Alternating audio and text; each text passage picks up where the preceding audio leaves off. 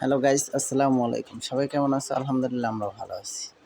আজকে গ্রামের বাড়িতে বেড়াইতে আসছিলাম, আমার খালা শাশুড়ি বাড়ি। তবে খালা শাশুড়ি বাড়ির শর্টকাট খুঁজতে যেয়ে দেখলাম একটা ব্রিজ। ব্রিজটার উপরে যাইয়া মোর এত ভয় করতে আসছিল যে পার হইতে খুবই সময় লাগতে আসছিল। আর তো কোনো কথাই নেই। আর সামনে আমার ভাতিজা, সেও আমার সাথে সাথে হাঁটতে আসছিল। একবার দুই হাত দা ধরে হাঁটে, আরেকবার এক হাত দা ধরে হাঁটে। নিচের দিক তাকালে তো মোর গিরা কাঁপতে আসছিল। গিরা কাঁপতে কাঁপতে হঠাৎ করে দেখি যে না, মোটামুটি মাঝপথে চলে আইছি। মাঝপথে চলে আইতে হাঁটতে আসি, ব্রিজ তো মোড়েও শেষ হইতে আসে না।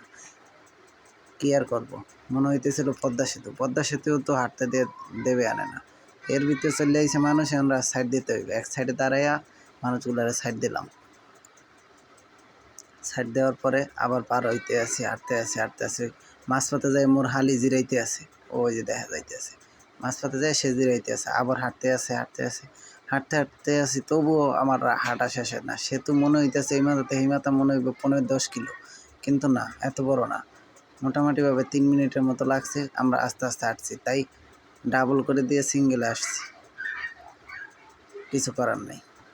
হাঁটতে আরও একজন এখন সাইড দিতে হইবে।